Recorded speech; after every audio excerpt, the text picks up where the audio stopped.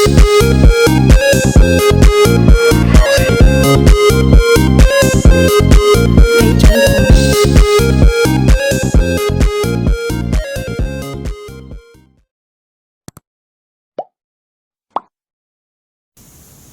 you lovely people, welcome back to my channel, and today I would like to talk to you about South Korea, and in fact about a company from South Korea, or companies because there was actually two, that are pretty well unknown handheld makers, and unfortunately neither of those companies survive today, but yeah, they were fantastic.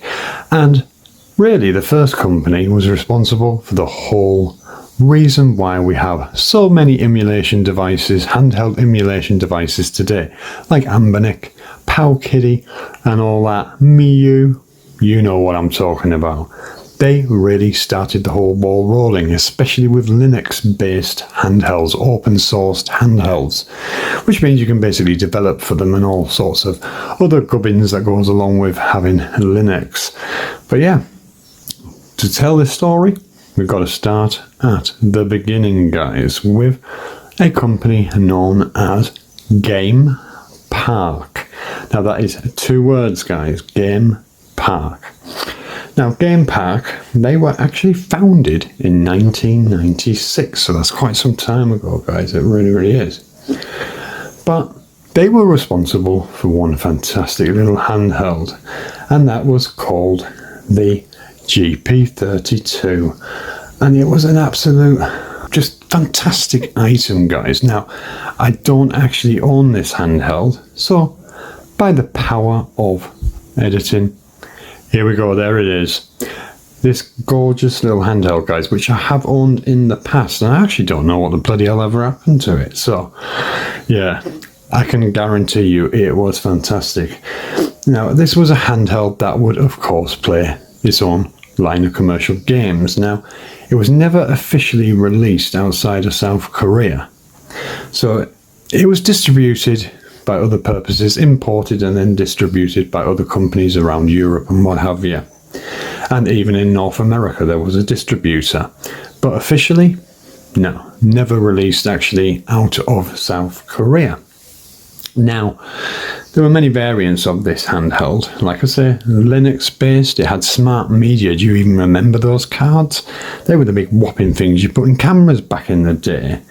So yeah, it was a very interesting handheld indeed, because all of a sudden you could play emulation on there as well as the commercial games. Now I do believe there was only about a handful of games released commercially for it anyway, and they sell for tremendous money if you ever find them on eBay. I mean, you're talking like at least 80 quid, if not more. Some of them into the hundreds. So yeah, very few games actually made for it, but the whole concept of this thing wasn't really the commercial games. No, it wasn't. It was for playing emulation on it, especially up to, and I say up to very vaguely, with PS1, because it didn't run all that well, but you were fantastically covered if you wanted to play 8-bit and 16-bit in home computers. So yeah, what a gorgeous machine. But like I said, there was actually 3 variants of this thing. So they released the original one, which had no backlight whatsoever, and was very difficult to see unless you were under the light in your room, or yeah, basically the sun shining down on it. It was colour, but yeah, it didn't have a backlight, which was very annoying. But I can tell you a little bit about it, like its innards and all that gubbins, because it had a CPU that was made by Samsung of all people.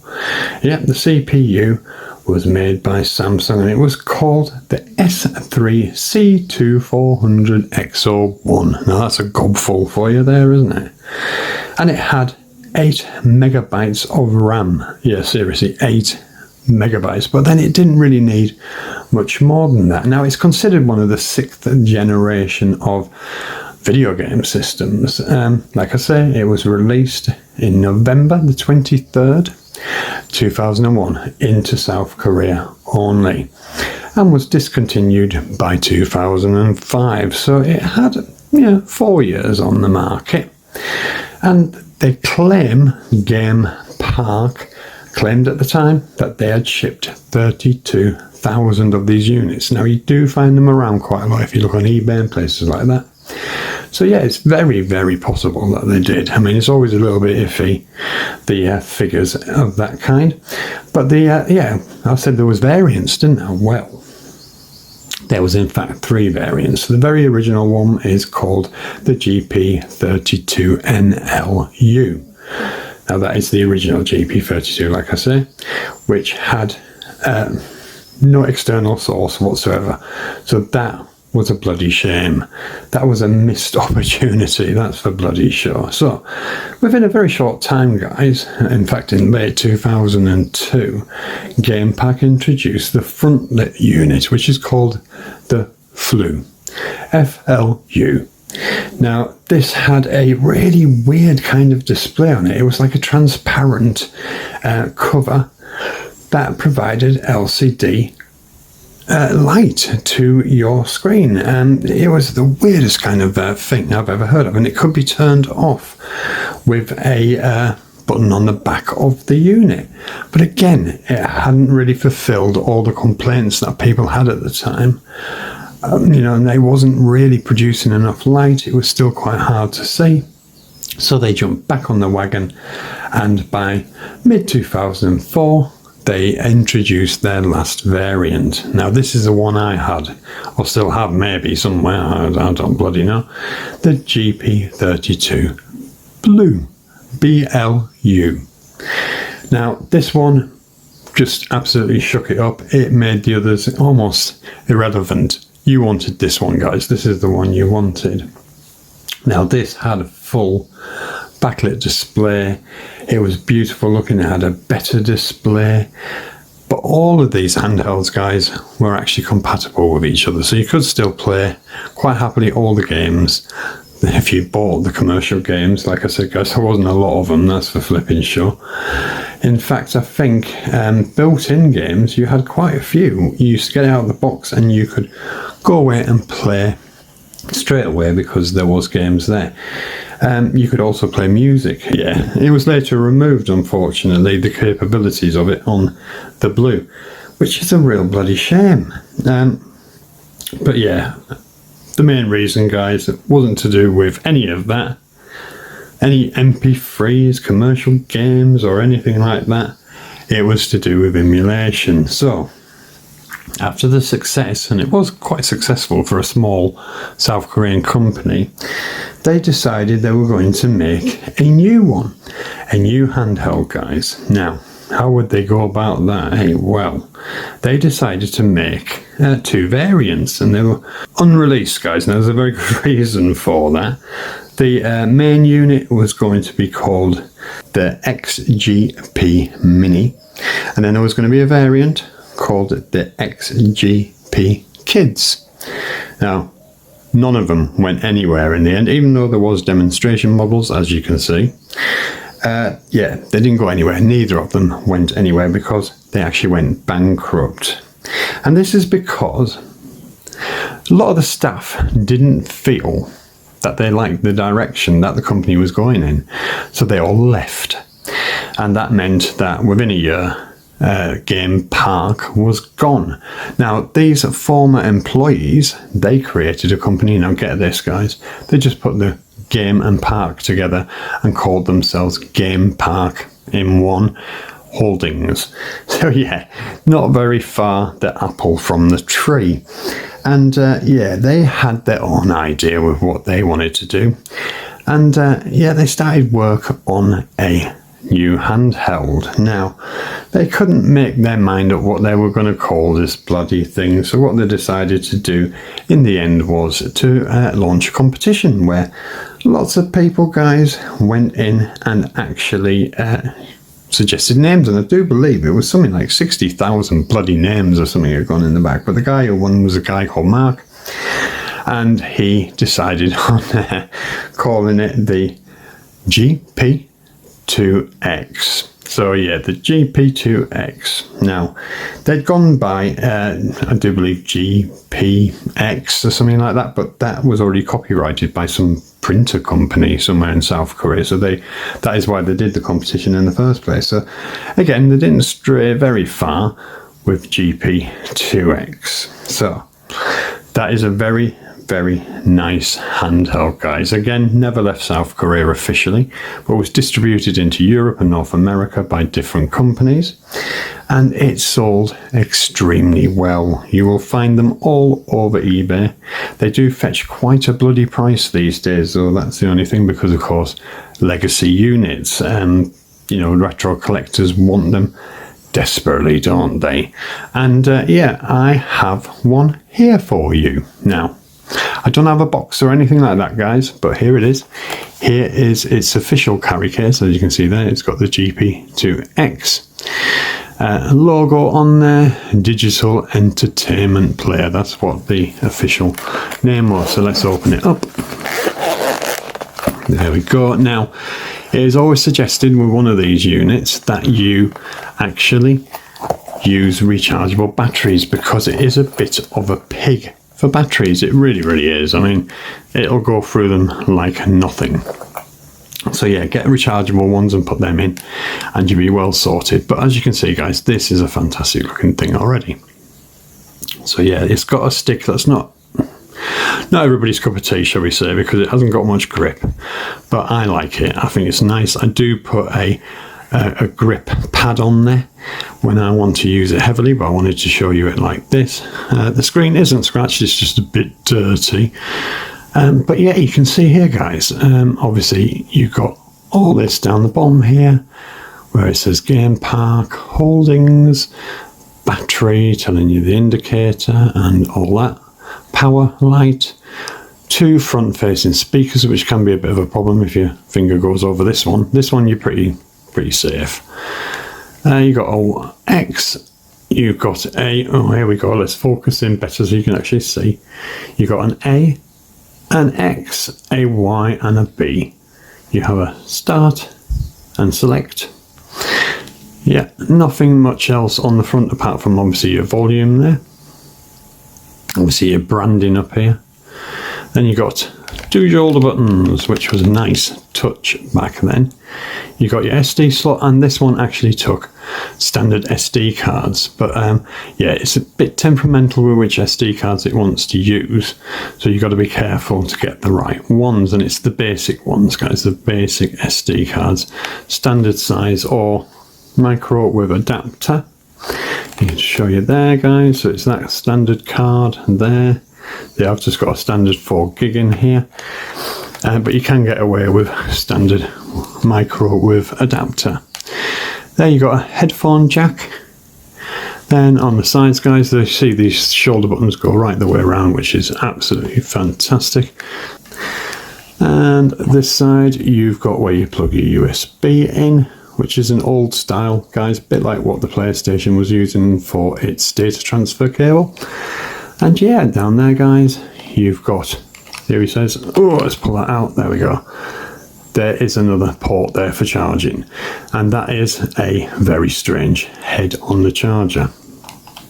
So not something you can just use a pin charger for, or a, you know, old style USB or anything like that. It is literally it's a priority one. But luckily enough, all their systems carried the same port. Now, let's have a look here. We're trying to see if I missed anything, but I haven't. There's the back of it, guys. And here is the battery cover. And you can see that stands up quite a lot, hence why the carry case has an indent there. And you actually put it in upside down. So you can see that's where that battery cover fits. So that shows you how big that battery cover is, because they needed to make extra space for it. And here we go with the label on the back. All in Korean there, and in English as well, and made in Korea for home or office use. Right, so if you want to turn this baby on, what have you got to do, right? That is the question. There we go, guys, let's turn it on. Now I've got the latest firmware on here, so that's been nice for a lot of people to see who are stuck on the older firmware. It is a bit of a pig to get it on. There you go, it takes a little while to load up. And we're in, guys, and with the new firmware, it's a very nice looking layout. It really is. Kind of reminds me of the PSP without being crossbar. But yeah, here you've got games, obviously. You've got settings. You've got like a file explorer type thing. You've got ebooks. You've got music. You've got everything here, guys. Video. You can do it all on here. But the bit we're interested in, of course, is the gaming side of it. So let's go into here. Now, here you've got built-in games, which are interesting. And you've also got the SD games, SD card games, which I got a ton of on there. Right, so here we go. Here are the built-in games. You got Blocked. You got Ghost, Pick, one that I can't pronounce, Filski, I don't know. You've got Rookman, which is basically, you can guess that, can't you? That's Pac-Man. And then down the bottom there, you have got Wind and Water. Well, let's go down to the naughty Rookman, shall we? And have a little look at that one. Right, here we go. You can see usually they record in competitions that people won, so they're independent games, which is always nice. And here we go. Absolutely wicked. Rookman. Let's play standard. Yeah, easy. That's cool. You can see that, guys. Doesn't that look incredible? Wow. Very, very cool. Indeed, and it's basically just Pac-Man. But you collect all the little bits and bobs as well, which is kind of a nice touch there. Oh, bugger, they're going to get me. No, they're not, because I'm going the other way. Ah, no, they got me, guys. They got me. How annoying. But I'll tell you what, this stick works beautifully like this. It really does. Absolutely beautiful. I'm getting a lot of ghosties here at the moment. Can I get to that one in time or not? No, I didn't get to it in time. Oh, and they got me again. Yeah, what a fantastic game to get built into your console. It really is absolutely awesome. What a wonderful thing. It is. I'm trying my hardest there, guys, but I think I'm going to be gutted again. Yeah, nearly gutted. Oh, no, I did. Yeah. So that is cool, guys. Very, very cool. So yeah, obviously, yeah, it was fantastic to have those built-in games, but then you could put a ton of other games into it. So that is the whole purpose of these kinds of machines, is that you can do that, you know. Wicked. So yeah, I think it's time though to move on to the next unit. Shall we do that now? Right, so the next unit, guys, is another one that I don't own, so I'm going to be using that magic again for you. And this was just really an extension of the GP2X. It was called the GP2X 200 or F200. Now, the changes are, you can probably guess from this image, is that it's white and it has a touch screen. And really, that is about the only difference, and it was released only months after the first one, so you can imagine there was a lot of angry people who wished that they had hung on, but there was a price difference. You were paying for that touchscreen, but otherwise, guys, it was flipping identical. So yeah, gorgeous looking thing. I mean, having it in white would have given me OCD, I think, every time I got a bit of muck on it. And at one time, yes, I did own this one as well. And this one is the usual kind of funny story. Took it to work with me one day. I worked in a big old hotel at the time as a chef, and lo and behold, it went on walkabout. Yeah, someone nicked it, guys, so I haven't managed to replace that one yet. So yeah, but that, guys, is that on that one, because that is the only difference. You got a slightly better screen in the fact that it was touch screen and you got the stylus with it and everything. But otherwise, it was identical. So then, what was the next model that they released? Well, it's another one, guys, that I haven't got. And I've never had this one. I have never had the GP Whiz, or the GP GP2 Whiz. I think they do call it the GP2 Whiz. This took it up a notch, guys. Wow. I have used somebody else's in the past, so I can guarantee you this is a wonderful experience. It's a small, nice sized unit. It is beautiful looking with metal bits on it. It is gorgeous, and the games play beautifully. Wow, what can I say? They took it up a notch for portability. They took it up a notch with the compatibility with the SD cards. This did actually go quite a way up there. Yeah, and it just looks absolutely gorgeous. You can see the image there, guys. Wow, what a beautiful thing. So yeah, I mean, it was going on and on, guys. This thing wasn't dying, was it? The company kept going. And then they brought out their last one. And this is one I've got. It's fully boxed, so we're going to unbox this bugger. And have you ever thought of playing a handheld game on a canoe? Yes, I kid you not. This thing is called the Canoe. This is GamePark Holdings' final system before they went into liquidation. And basically they claimed they didn't go into liquidation, but it's a bit iffy, guys. I reckon they just went into software, but I haven't seen any, to be fair. So I think they probably did go into liquidation. But like I said, even though it's not North Korea, South Korea still keep things a little bit under wraps, especially the companies. So yeah, officially, yeah, they haven't gone bankrupt, but we all know a little bit better than that because we haven't seen all this software that they're making, and they don't seem to be around anymore. But this is their last hardware, whatever way you look at it, and it is called, like I said, the Canoe, the Extreme Network Game Console. Now you can see a picture of it on the front there. Bit of a tatty box, guys, but I'm just glad to have a box, to be fair. And down there, register your Canoe and get free games, because yes, if you bought this at the time, you could go onto their website, which is no longer functional, and get some free games. So yeah, you could more or less play games out of the box. You had to download them, of course, but yeah, because this one has got Wi-Fi built into it, so that is a fantastic step forward. Now the side of the box, guys, obviously you've got the Canoe symbol there. And then it tells you all the bits and bobs it does. It says games, movies, music, photos, ebooks, G-sensor, vibration and network. Obviously for internet, and there's the picture of it again there, and which colour you got there. And on the end, guys, it's just that picture of the white version and the black version there, again with the logo of the company and Canoe. And this side, it has some very cool looking animation there. Very, yeah, very anime animation there. Showing some game being played. Oh, Rhythmos. Yeah, that is actually a very cool game, that one. You can enjoy...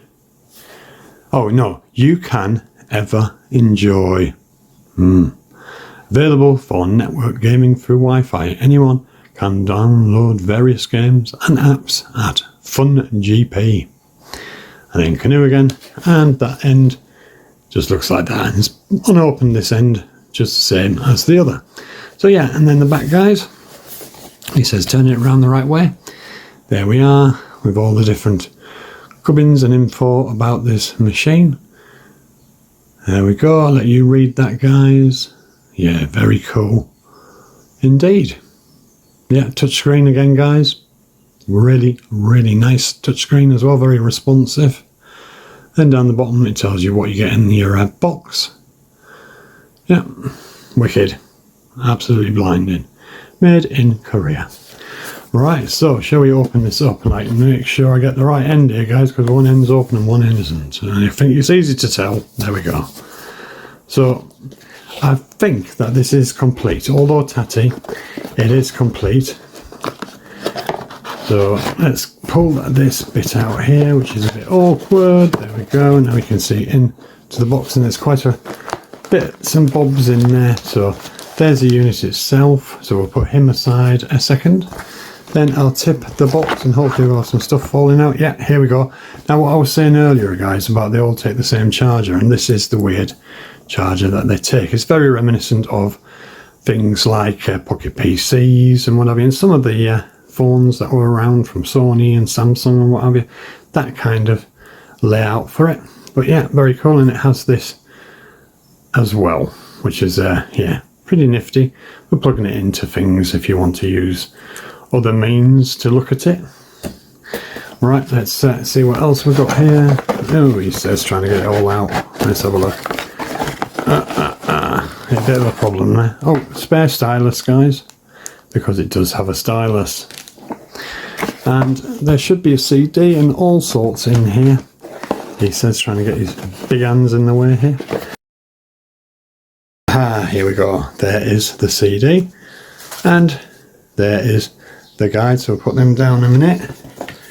And then there's one more thing, I do believe. Let's have a look. Yeah, it's the strap. So yeah, you get a branded strap with it as well. So there we go. You can see Canoe written on it. There we are. Never been out of the bag by the looks of it. So that's cool. Here's the booklet. This is your, your quick start guide and all that kind of stuff. It just gives you all the different layouts and what have you. You see it's in English and Korean. Yeah, bit of a damage there. Bit, oh dear, donkey eared and all that. Yeah. And then the CD, like I said, which has games on it, utilities and things like that.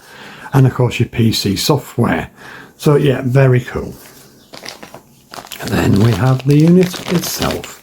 Now, my unit does have a little bit of wear on the stick here, hence why I sometimes put a pad on there. If it's driving me nuts looking at it, I will put one of these replacement pads over the top of that. It has a few little marks on the screen, but most of that is actually dirt. But look at the difference of this unit, guys. This final unit by GamePark Holdings. Fantastic buttons. They feel so clicky. The pad, although rubber, and it is that kind of rubber that is disintegrating, that's why it's gone like that. So you're best off putting a pad on like I normally do. Can you hear that there? Micro switched, beautiful. These ones here, again, press so well. At the top we have two shoulder buttons again, which are just awesome shoulder buttons. Then you've got your volume. Now, there's one thing to be said about the volume. It takes a little while to catch up. So if you're playing next to somebody and they're saying to you, can you turn that down? Yeah, it's going to take a moment for it to actually adjust and turn down, which is a bit odd. Then on the side, we have the on, off and standby if you want to press it up. On this side, you just got the light, which is a nice looking thing that when it's on, it's brilliant looking. Lanyard strap area there. Then you've got your charger and a place to put your USB. So yeah, very cool. So you can plug it into your computer and all that. Yeah, what a fantastic looking thing. This is where you put your SD cards in, and this does actually take all the standard SD cards. All the larger size SD cards can fit into this, which is fantastic as well. And then on the back, guys, we've just got two speakers, which are rear speakers this time, with Canoe written on the back. There we go. So yeah, very nice looking unit indeed. Beautiful. And it feels so premium in the hands. It really, really does. But I think it's time to turn it on and take a look at a few games, isn't it? Right, there you go, guys, with the boot logo. Now, this OS is beautiful.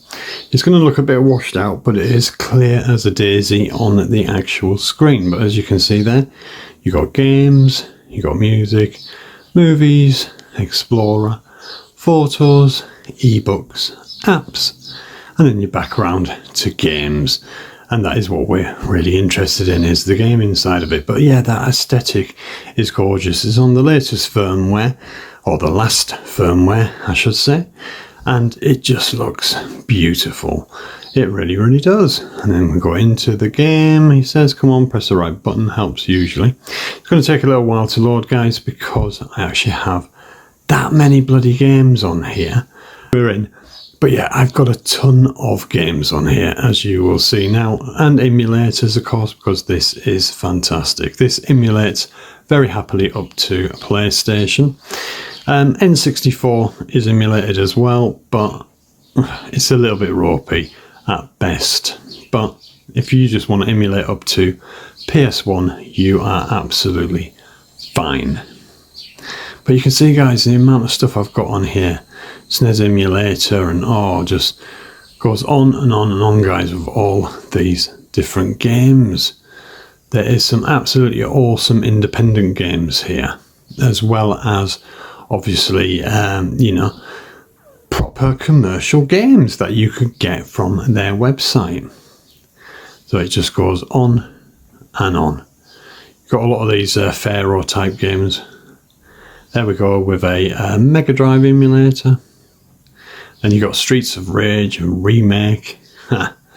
They're cool. They're all optimized for, as you can see, they're optimized for Canoe. And then we go down with your card games. And yeah, it just goes on, guys. There is a ton on here. There really is. Absolutely wicked. Now, Tile World, that is a cool one. That is a remake of Chip's Challenge. It's like an independent remake of it. It's a love letter to Chip's Challenge, and I think that's the one we're going to take a look at. So yeah, let's go into that. You got to see my stupid face. And there we go, we're in. And let's play Level Pack. So that is a nice touch with this one, guys. And this Chip's Challenge remake, shall we call it, is that you get to play all sorts of different packs. So we'll go to whichever one here. There we go. Here is one of them, and then we just get rid of that. And you can go down here, and away you go. Obviously, you've got all these different bits here. Like that. You got to try and get across that. That is the only trouble. You got these little switches which activate things. And of course, you've got to figure out, how do I do that now? So, right, so you go here, then you step back, and it's open, as you can see. And the same again here. You go across like that, and there we go. And then you've got an enemy here, and you can hit him. When you find him, oh, he got me instead, bugger. But yeah, you can see how cool this is. Just get rid of it. Don't go too far. That's it. And round we go. That's it, cool. So we're going to avoid him this time, because I don't trust him, the bugger. And not going to do it. Yay! Oh, he got me again, the little shit. Oh dear. Right, here we go. Oh, I'll put it back on. I'm being a plank, guys. An absolute plank. Here we go. Right, okay, let's see if we can get him this time. Oh, he got me again. Right, I'm just going to avoid him. I said that already and I didn't, but okie dokie. Right. Go down to here, wait for that fire to go. There we go, and then you can run away from it and just make sure you go down the side quick like that, and then over there we go. And again, just work out those switches. That's it. And that one. And then you're at the stairs, which is very cool. So yeah, what a cool game, guys, and now I seem to be stuck. So yeah, I mean, absolutely fantastic. To quit, you just press home. He says sometimes it works, sometimes it doesn't. It's not going to this time. You go to help. That one, no, there we go. So this time, usually you just press the home button, but this time on this one, you had to press down here, and then you can quit to main menu. He says if he actually gets it in the right place. There we go, and then you can just go to actual quit down the bottom there, and that will take you back then to your actual to your actual OS, shall we say. There we go. But yeah, gorgeous, guys. What a fantastic thing, and what a swan song for the company. It's such a bloody shame that they now are only making software. Yeah, hopefully one day they'll be revived and they'll bring out a new unit. Could you imagine what they could do these days? I mean, yeah, you got your Ambinics, your Powkiddy, your Mius, and just a ton of other ones, guys. But I reckon they could still hold their own in that space. Yeah, it's such a shame that they're not making hardware anymore. But right, I think it's time to put them both back down, and I'll give you my final thoughts. There we go, guys, they're both back down again. And you know what, guys, they are still fantastic to this day, both of them. Obviously, this one doesn't have the touchscreen like this baby does. As you can see there, he says. But yeah, it's still a fantastic unit. So there's a lot of units around, even now Linux-based ones, that you don't have a touchscreen. Even some of the Ambinics, you know, they don't always have a touchscreen. So that's not anything unfamiliar to us. The Canoe is, like I said, their swan song. It is a fantastic unit. It didn't sell as well anywhere as well as the Wiz or the GP2X, of course. So it's a shame that that is their last handheld.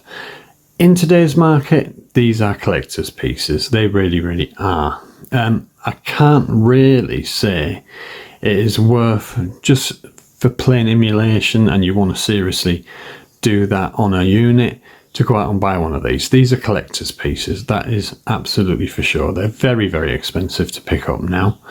And to be honest, the technology in them is so much more achievable if you went over to Ambinic and Powkiddy, for instance, and Miu, to get a good priced unit. I mean, you can get something around about 50 quid, which can do this and a whole lot more.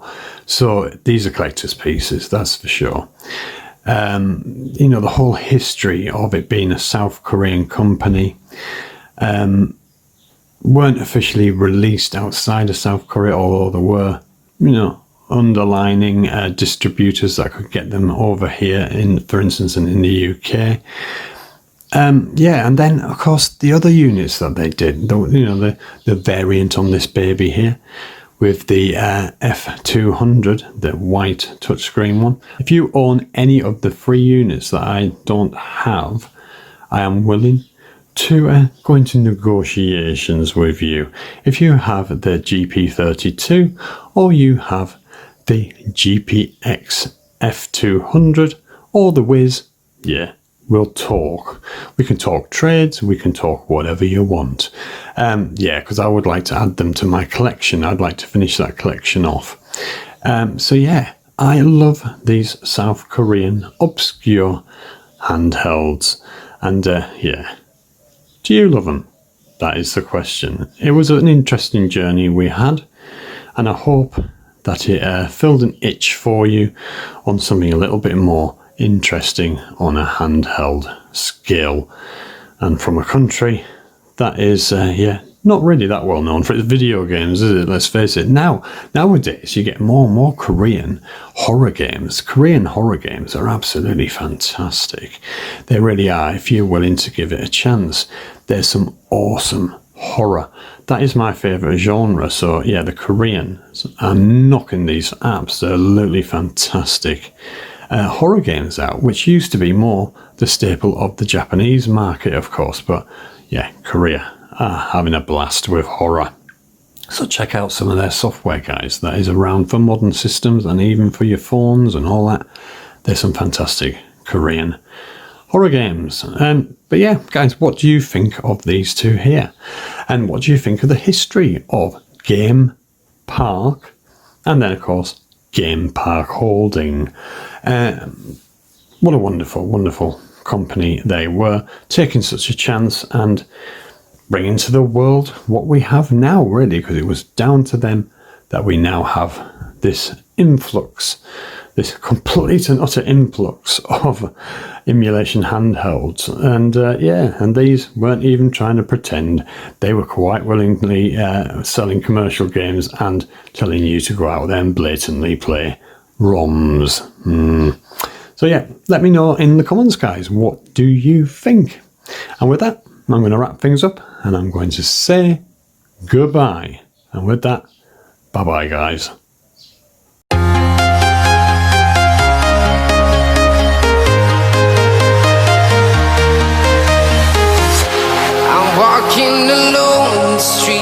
empty. The only thing I can see is my own silhouette. I'm getting stronger, step by step. The clock is ticking, but there's no time for regrets.